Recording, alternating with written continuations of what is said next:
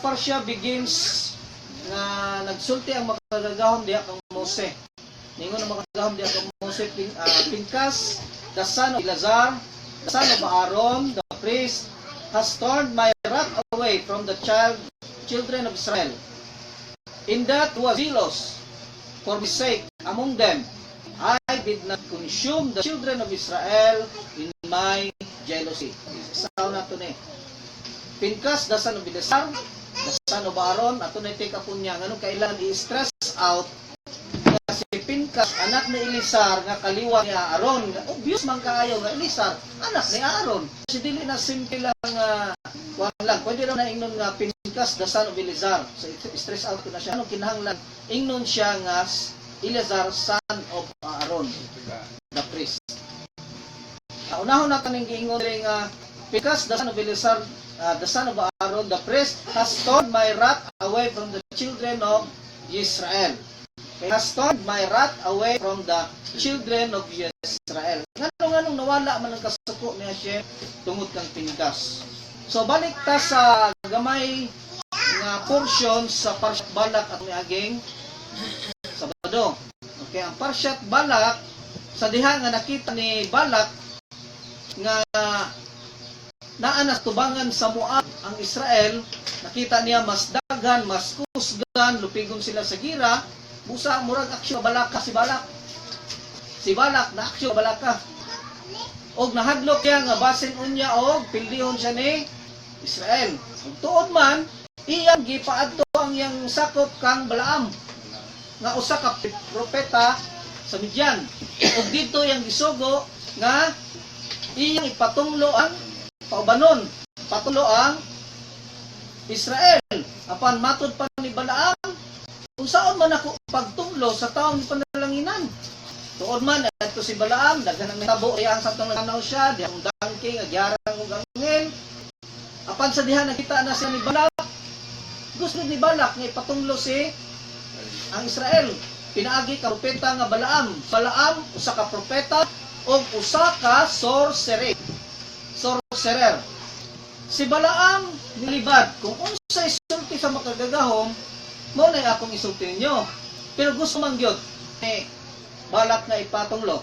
Busa si Balaam naguhat og usa ka halaran, pinaagi sa 7 ka bato, gihimong usa ka halaran, comprises na sa halad nga gihimo ni Abraham, ni Isaac, katong mga bato nga ilang gitigom, ni abuto siya og 7. So 7 ka halad gihimo to ni Balaam. Sa unang pagtunglo unta ni Balaam kang Israel, imbis nga iyang tunglohon iya minong panalanginan. So sa panalangin ni Balaam, suko kayo si Balak, ayun tabaya ka. Nya ngano man noon, niya karon tunglohon ni Israel nga ning panalanginan. Si Balaam kung isulti sa mga gaw, kuno ako sundon. O sa kadong higayon siguro mubalinta ka nang dili ayo maklaro. Ibalin sila laing bukid dito mo lang gyapon. Gitunglo lang gyapon, gipatulong lang gyapon ni Balak, pero sa gihapon si Balaam imbis magtulo naghatag og panalangin sa Israel. Hangtod gibuhat nila kana sa makatulo og sa makatulo nasuko si Balak og iyan ipapauli na lang muli na lang dito sa inyong dapit. Wala mo gyapon ka pulos diri. Imbis tungluhon Israel imuha na mahinog langinan. Dili na ko pwede tungluhon ako sa katao ang ipanalanginan. Matod pa ni Balaam. But Balaam failed to destroy them with curses. So, na-fail ang pag-destroy unta ni Balaam. But the children of Israel could still bring calamity. Matod pa ni Balaam. Dili man kinahanglan nato tungluhon ang Israel kay pwede naman sila mutunglo sa inyong galingon. Pwede naman matod pa ni Balaam. So, but the children of Israel could still bring calamity upon themselves with their deeds. Pinagi sa ilang mga buhat as they now did when the people began to go astray after the daughters of Moab. Nga naman sa diha nakita na sa katawhan sa Israel ang mga anak sa Moab nga guwapa kayo, mga siksi, nga short mugbo kayo, nadala ang Israel. Behold, a man of the children of Israel came and brought to his brethren a Midianite. Og uli ang katawhan sa Israel gikan gikan sa ilang pagsuroy-suroy, nagdala og babae nga taga Midian. One before their eyes of Moses, diha sa tubangan pag ni Moses gida, and before the eyes of all the congregation of the children of Israel, as they now the children of Israel, and they stood weeping before the doorway of the tent of meeting. So gitawag, they called the people. Panawag niya, wa silang tinod, lag Midianite, nanawag pag yung mga kauban ng Israel, na maghalad ta. They called the people to the sacrifice of their gods, alang sa makagagahom sa taga Midianite. Iilis ang ilang mga gagawin, tungkol lang sa kagwapa, tinood mo na. Diba kasagaran sa mga nanimba sa mga simbahan? Oh, makakitagan ni gwapa. Simba gyud. Bahala, nagbaptis, bahala, nagkuhan, basta kay Guwapa. iilis ang pagtuo Sa kagwapa. sa kagwapa sa babae. So dili na ta matingalaan na kay dili na karon ng tabo. Daan na sa panahon pa sa Israel. Yan ang naging tao. Nya sa pagkata. Nga mga badlungon kay ta. So they call the people to the sacrifice of their gods. May tadawtan Israel. Tadawtan bitaw sila. Bitahan nga pagkadawtan kay gitapad sa atong pagkadawtan. Grabe ito. Grabe man takadawtan pero kung makapanaway ta takin sa tarong. Tarong yun. Ba? Sila dautan sila sa tumangan ni Hashem nga naman. Tungod kinagtuman manggod sila sa balaod. Nasipyat lang sila. Pero kita nga wala katuman sa balaod sa sumitawag sa tuwa. Mas labaw patakadautan. Sila bisan og nakasala sila, naamo sila gibuhat. O kita, balik na nga natong simba sa unang panahon. Badlungon pa gyud. So they bowed down to their gods. Ang Israel, ni bow down sa gods sa midnight. They called the people to sacrifice of their gods, and the people ate, ni kaon sa halad, and bow down to their gods. Israel joined himself to Baal Peor, makagagahom sa Midian, and the anger was kindled against Israel. Ang kasuko niya Shem, ni sila og atubangan sa Israel. Natural mo sila og moingon ta nga magtanaw ta, grabe lang katawhanan na, dautan na ina sila kay mo isyu sa Christian. Magtawag gani sa Israel, grabe ka dautan. Kung sila katanaw sila ang sarili ba nga, wala mo pa. Layo ta kaayo ikumpara sa ilaha. Sila utang sila pero sino man buntag hapon gabi. O karon sa may ilang gibuhat nagpuasa sila within 3 weeks. Kita sa may gibuhat nato. Kaon sige. Sige lang kaon. Sila sige puasa. O kisa may badlong nato. Ang problema gud sa tao sa kay makita nato ang dautan katawan si Israel. Pero atong kadautan wala na doon ang kita. So Israel joined himself to Baal. The anger of Hashem was kindled against Israel. Israel joined himself to Baal Peor. So tungod sa kasuko ni Hashem, a plague ensues, which killed 24,000. Ito ang that day. Sa dihang gidala, sa dihang ni Ampo ang Israel, pila lang katao nga ni Ampo. Sa makagagahom, sa Midianite nga si Baal Peor. Sa may tabo, automatic 24,000. So kung kana nga klase sa silot, dalho na karon diri sa tuang nga kada sipyat, patay diretso. Boy, bili. Pangutana, buhit po ba kata karon? Patay na. Kanang giingon natong kanang tawo nga dautan ng Israel. Kanang nag-ingon ana og katong pag-judge sa Israel dalho to sa iyang sarili. Kung sa kay dagway ni aron kabut baka siya ron? Wala na. So dili ta makapanghambog nga mas maayo ta kaysa Israel. Kaysa tinuod lang layo ra gyud kaayo ta sa Israel. So anang adlaw may patay og 24,000, 24,000. Busa si Moses nagdali-dali og order sa iyang katawhan. Moses orders those responsible to be executed. Kinahanglan patyon kay kung dili itong mamatay itong tao nga hinungdan nga no gibuhat to ang kamatay dili yun. Order. And the idolatry continue gihapon bisag na ikamatay, reaching their peak. Ug ang kamatay miabda doon lang sa tiilan ni Moses. Sa diha nga nakita sa usa ka tawo nga uy, wala na kamatay. Sabi na, dagan na patay. Dunay usa ka tawo nga isog. One man is moved to action. Kaya ang tanan shock man. Sir matumba lang. Shock sila lang sa bala. Usa ka tawo ra gyud ang nakahimo. And his name was Pinkas. Pinkas the son of Eleazar, the son of Aaron, the priest, saw it. He rose up among the congregation and looked, and sparing his hand, he went after the man of Israel into the chamber. Iyang giadto ang taong nakasala, and thrust both of them, iyang gidunggab silang duha. The man of Israel and the woman, through her belly, the sentence, gituslak yan, and the plague was home from the children of Israel. Diha pa kuno na undang ang kamaray sa Israel. So kung tanaw na itong maayo, ang pagtibog, dako kaayo siya o kanang dako na kaayo siya kanang distraction sa pagtuoldo. Sexuality is holiness in front of Hashem, but when it abuse, so distraction yun ang mabot. Okay, ani sa kaning gitawag mo, why does God ngano ang makagahom nag-repair man kang Pinkas, the son of Eliezer, the son of Aaron? Why is it need to stretch out? Nga anak siya ni Eleazar, the son of Aaron. Okay, now na to ang son of Aaron. Pila sila katao? Dini sa numeros 3:2, naingon dire. These then are the names of the son of Aaron: Nadab, firstborn, Abihu, Eleazar, o si Itamar.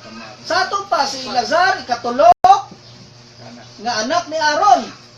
Si Abihu, Nadab, maguwang si Nadab, ikaduha si Abihu, mamuto sila ang namatay.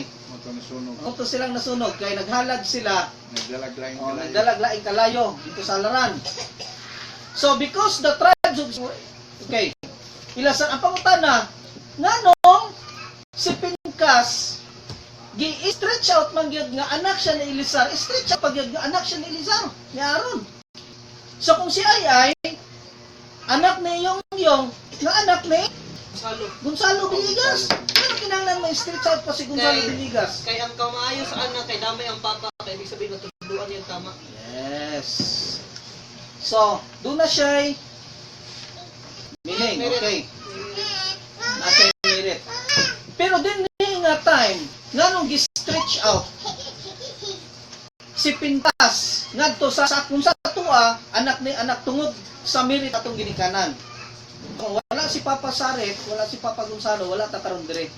So mao nang gi-stretch up si Ay nga anak ni Yongyong, nga anak ni Gonzalo Villegas in the merit sa kaayo, bisan dili man tanan maayo, pero naagi kaayo in the merit sa iya. Pero dinhi kang Pinkas lahi. Gi-stretch out ang pangalan ni Eleazar ni Aaron tungod kay dunay mga hitabo, dunay mga karakter, dunay mga butang nga wala na to masayri kang Pinkas. Because the tribe of Israel, sa dihang isulod si Pinkas dito sa tent, sa duha nga nagluib, imbis malipay, gipatay niya ang katong mga nagbuhat og dili dautan, gimak naman hinuon sila sa Israel. Hinuon sila sa pagmak. Ningon ang tribe of Israel were mocking him. Nagmak ang Pinkas, sayang ningon, have you seen this son of the fattener? Nakita ba ninyo kining anak sa tigpataba whose mother's father was Jethro? So, ang lolo ni Pinkas is si Jethro. Unsay trabaho ni Jethro? Fatten calves for idolatrous sacrifices. Ang mag-anaga o usa ka mananap para ihalad dito kang idol sa idol is lesser sin, gamay nga sala kaysa tao nga maghalad para sa. So kung ang idol nakasala sa dihang naghalad siya sa idol, mas gamay og sala ang nag-atiman sa mananap para ihalad dito sa. Mauto siya si Jethro. And now he goes and kills a prince. O gani ataron, niabot siya og nipatay ko sa prinsipe sa Israel. Therefore, mauto nga makagagahom traces his lineage to Aaron. Nga naman, because of the priesthood. Balik ako ha, para masabtan ninyo. Because the tribe of Israel were mocking him. Nagmako na kang Pinkas. Nag-ingon, have you seen this son of the partner? So dili si Aaron or si Eleazar ang iyang giingon, kundi si Jethro. So para dili mahingalan si Pinkas nga anak ni Jethro, iyang gipasunod ang ngalan ni Aaron. Because we know Jethro this time, ang kaliwat ni Jethro is dili maayo nga naman, they are idol. Midian breast na siya. Usa ka Midian nga ugangan na ni Mose. So ang ugangan ni Mose dunay asawaan ang si Jethro, ang iyang mga anak 7 babae, isa ana si Zipora o Zipora. Moto nakita gani video sa tabay nga naay nagpainom sila og tubig, nya naay nagkuan lain nga pahuwaon tong mga babae kay sila mo painom sila mananap mato nga gilabanan ni Mose. Yes, mo na asawa. Ang asawa ko nun ni Aaron, si Aaron ko nun nga naka Eliezer, si Eliezer ko nakaanak kang Pinkas nga ang iyang ginikanan si Jethro. Sa ato pang asawa ni Eleazar is igsoon sa asawa ni Mose. Mao na iyang ugangan, parehas si ugangan si Jethro. Isones lang si Pura. Yes. Pero wala gipasunod ang pangalan ni Pinkas didto kang Jethro, kundili gipasunod niya kang Eleazar in honor sa gibuhat ni Pinkas. Nga naman, nakapatay siya tungkol sa pagsilos niya, he become a zealot. Nasuko siya tungod kay ang mga katawhan sa Israel nagsimba na puglaay kagagawon. So abi manapog ang kaliwat sa babay kuhaon sa inahan. Di ba? Di ba ang kaliwat sa babae kuhaon sa inahan mao gani nga ang amahan hintel, ang inahan Hudiyo, ang anak Hudiyo. Pero ang amahan Hudiyo, ang anak ang amahan Hudiyo, ang iyang asawa hintel, ang anak hintel. Nganong karon sa case niya dili man. Ang iyang inahan is hintel man, dapat hintel siya. Tungod kay ang genealogy di ay is through the father. Kanang kaliwat ba? Pero ang gitawag og Jewishness sa usa ka bata is kuhaon siya sa inahan. So when we say kaliwat, sa amahan na siya kuhaon. Pero sa kuan sa Pero pagkaingon sa dugo sa Israel, sa pagkaiyang pagkahudiyo, dito na kuhaon sa nasabta na? O nganong dito siya ginganlan kang Aaron, kang Eleazar, tungod kay naghisgot sila og genealogy. So, but in this case of Pinkas, his mother was a Midianite.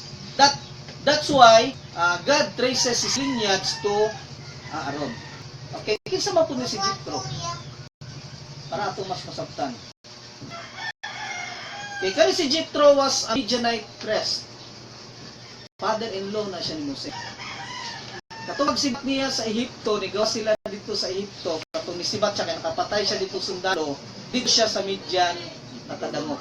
O ang iyang naadtuan dito is si Jethro, usa ka pare na siya sa Midian.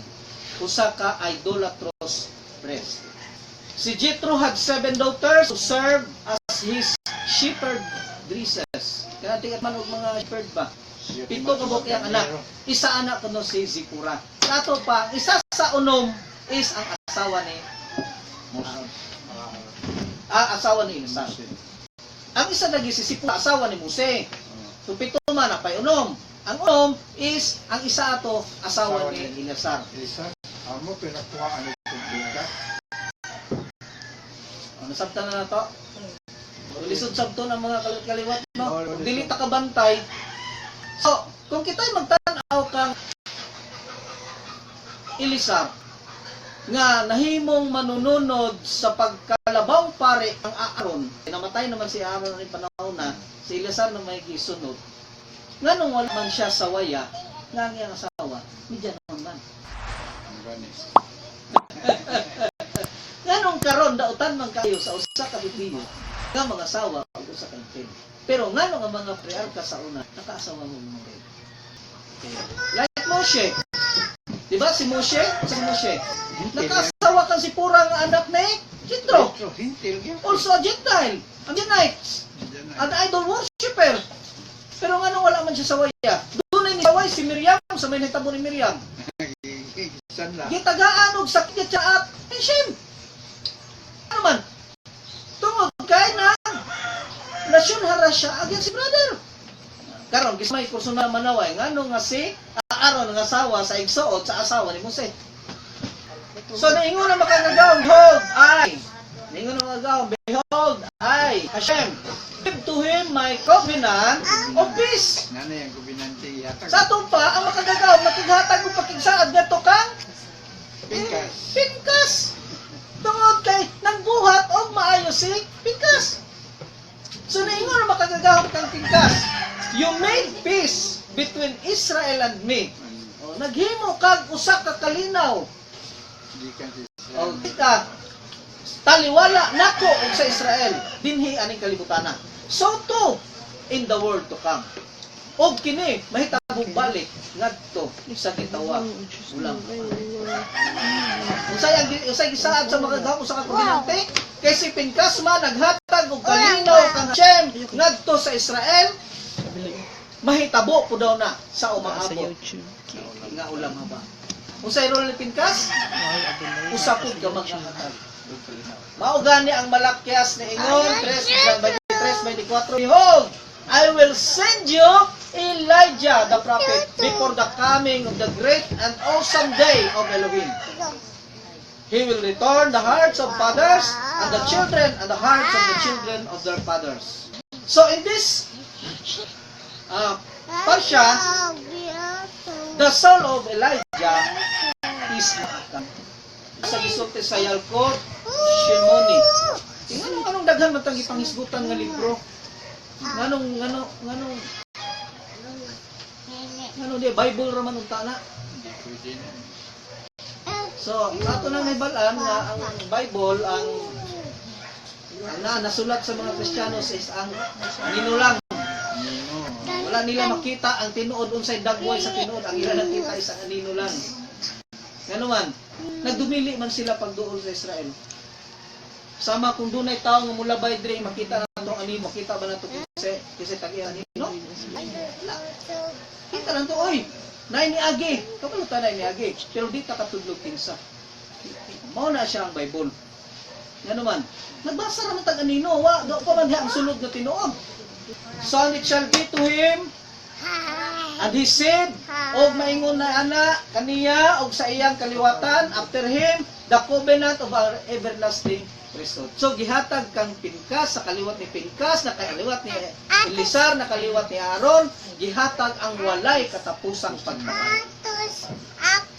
Nganong gihatag mo sa ilaha ang pagpapari? Nganong gihatag man kang Aaron na Elisar na ato kang kuan? Unsa din ang pagpapari sa una? Kaya ang pagkapari sa una ingon ani. Ang pagkapari sa una is ang tanang kamagwangang anak. Pari na siya. Og ang tag-iya anak sa templo. Kaya lang tungod sa ilang pagkamagwangan, sila po'y unang nakasala dito sa gitawag og gugenta.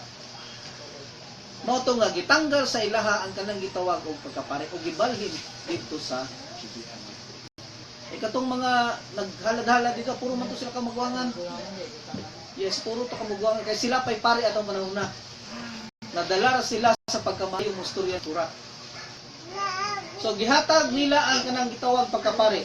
Although the priesthood had always been given to the descendants of Aaron, it was given only by Aaron and his 4 sons.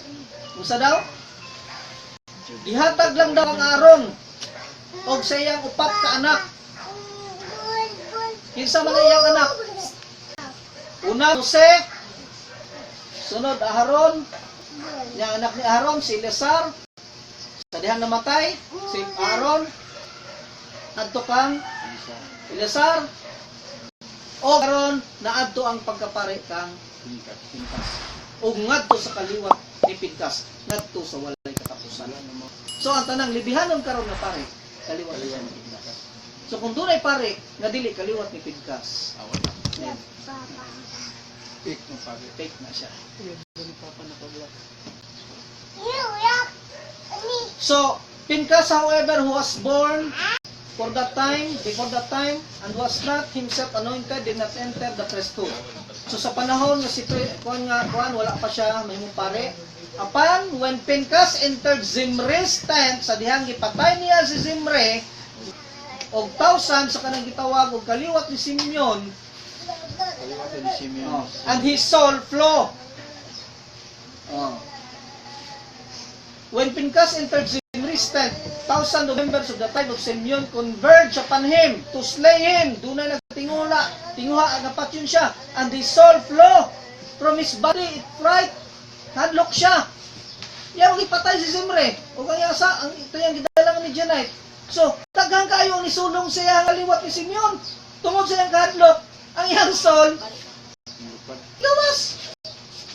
Og matod pa sa Zuhar, may Ami Luis, matod pa, and they enter into his body, at that moment, sa diha nga kuno nga ni gawas ang soul ni Pinchas, Hashem sent the soul of Nadab and Abihu. Gipadala niya ang soul ni Nadab o ni Abihu, ang duha ka anak ni Aaron who died in the day that the sanctuary was dedicated. And they entered into his body, og misulod sa lawas ni Pinchas, that's why Pinchas became worthy to become the high priest. Because of the soul of Nadab, who entered the body of Pinchas. He was now both the son of Eleazar as well as the son of Aaron. Kaya tungod kang Nadab ug kang Abihu. Kay ang kasol ni Nadab ug Abihu na naman sa iya ni Nadab Abihu anak man ni Aaron. Mo nang giingon nga Pinchas the son of Eleazar and Pinchas the son of Aaron. Ang iyang body kang Pinchas nga son ni Eleazar, ang iyang soul nga ang naa diha si Nadab ug si Abihu nga son ni Aaron. Mo na duha ang iyang father, the son of Eleazar, the son of Aaron. So simple lang kayo no, tanaw na to, di masabtan ano man na. Why it need nga kinahanglan i-stretch out. Mano maday ay anak ni Yung. Di ba na masabtan. Nga dili man na siya permanente ingon ana. Naman po yung mga panahon sa tura nga igoringan lan Mahershala al-Hasbas, the son of Isaiah. Naamay ingon ana. Ngano mahingan li ang papa ni Isaiah. Dili na strange verse na siya. So he was now both the son of Eleazar and the son of Aaron. So then, Hashem then tells Moses, istorya na po ang makagahong ng Moses to wage war against the Midianites. So ilang bigla ang Midianites. Nga naman, mauman to'y paagi sa mga ni Balak para matumlo ang Israel. Wala man sila paagi, ipatumlo niya kang Balaam, di man matumlo ni Abraham. Although, si Balaam gusto po niya tunglohon ng Israel, pero dili niya matumlo. Kaya tungod kaya, saan man niya pagtumlo sa mga tao, di pa nalang inay. Di man niya na matumlo. Pero si Balaam naghatag paagi nga pwede man na sila matunglo sa ilang buhat lang. Paibugo na ito nagbabay. So, Hashem tell Moses to wage war against the Midianites, for they are enemies to you in the plotting against you on the matter of Peor and the matter of their sister Cusbi, daughter of the friends of Midian, who was slain on the day of the plague. Okay, pangutana, ngano kailangan man siya tagaan sa walay katapusang tugon sa pagkasaserdote nga anak man siya ni Aaron nga saserdote. Di naman siya kinahanglan tagaan sa wala, di ba? Kung mabakantay ta, kung na ako'y kayamanan, kinahanglan bang moingon sa nga pamanahi ko? Nga automatic, pamanahan man gid siya kay Aksya. Bisan pang dili ko moingon nga pamanahan ako sa iya, wala akong nagsulti nga ang akong katigayunan, maadtong gina sa anak. So, dinhi sa kaso ni Pinchas, nga anong kinahanglan man siya himuon? Dili ba dahil siya makapanunod? Nga anak man siya ni Eleazar. Si Eleazar may nakapuli kang Aaron. Dili ba siya automatic makapanunod? Pero nga nung stretch out, nga nasunod niya. Kaya una, tungkol kaya wala siya mapinagpandong. Kaya sa ila, kada buhat, kada posisyon, pandong na siya. Mao gani ang masyak, dili pwede nga mahimo kang Misaya, nga wala ka mapandong eh. Mao na problema ni Jesus. Kung siyang Misaya siya kasaman. Messiah, the word Messiah is from the word, Hebrew word, Moshiach. Sa Greek na siya, Christos. Sa English na siya, anointed. Sa Bisaya na siya, dinihog. Pangutana, kung siya ang Messiah, dapat dinihog siya. Pangutana, kanusa, kinsa, asa, unsay gidihog. Wala man sa entire New Testament nga dihogan siya. Mao gani si Pablo nakapangutana, kay unsa man si Espiritu Santo pagdihog. I-claim lang ha, Misaya, pero so magpagka-Misaya nga ang pulong Moshiach is dinihog man. When? Unsa siya nadihugan? What? Unsa nadihugan? When? Asa siya nadihugan? Ho, kinsay nagdihog? So ano nga kaso, si Eleazar nadihugan. So automatic unta si Pinkas,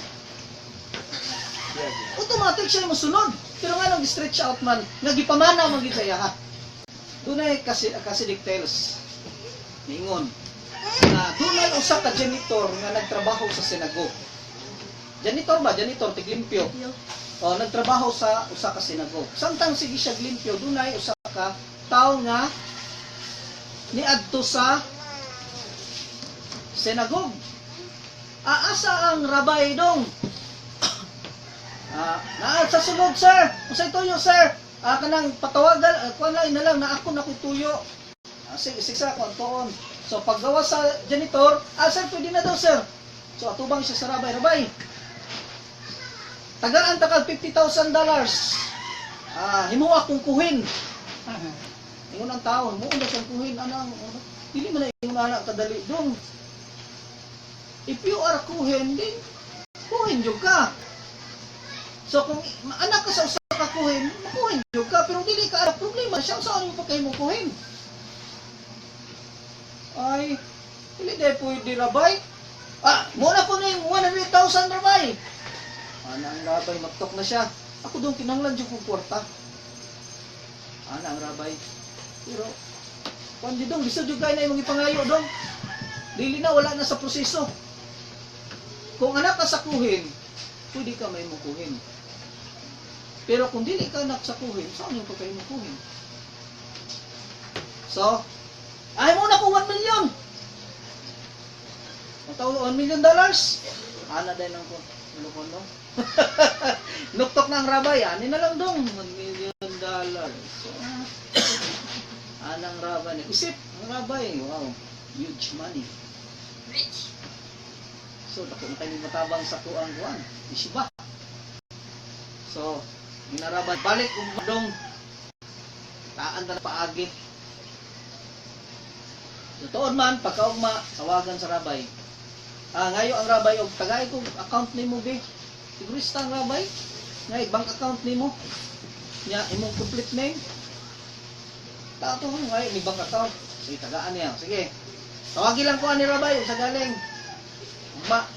Ang rabay, una na po $1 million. Ano ka ni binuang? Tawag na niya bangko. Sus kay multi-millionaire man day ang tao. Multi-millionaire man day ang tao. Tawagan na niya. Okay, na nakusulbad sa imong problema. Pwede na kami mong kuhin. Nanilan rin yung ma. Tangod. Pwede na di ay. So tuod man, gipicturan, gikuanan, dagha gibuhat baka para lang ma-prove kunuhay nga kuhin siya nga gipaadto sa rabbinical. Asa to nga proseso nila nga para ma-prove nga kuhin siya. Karon ang tao rabay sa din man ang proseso, nga gusto mo ka mahimong kuhin dong. Naingon po dayon ang tao nga, ano dili man kuno ko pwede mahimong kuhin rabay? Nga akong amaha, ang akong lolo kuhin, ang akong papa kuhin. Dili man ko pwede mahimong kuhin. Nasabtan ninyo? Ano mo bayad ka? Kailangan pa mong bayad nila. Kuhin naman dahil siya. Mao na siya. Ay, nako. So si Pinkas dili kinahanglan. Unta. Pero tungod sa ang liwat ni Pinkas dito sa side ni sa inahan. Yes. Tungod kay Jita. So kinahanglan i-stretch out nga si Pinkas kaliwat ni Aron. Aron mahimo siyang angayan nga manununod sa pagkatay. Nasabtan? So this is the lesson we can learn from the Parsha Pinkas. So kung tanaw na to, we are much more than we think we are. So kung kunin siya, dapat magunahon na sila niya kunin siya. So dili ta dapat halimbawa binigas ko. Ay binigas. Dili siya dapat magunahon na ay dili ko ngayon may binigas. Kaya nga naman, mga gwapo man ang mga binigas niya kulaguman. So dili daw nga naman, kung unsa ka karon dapat magunahon na kada paglabaw.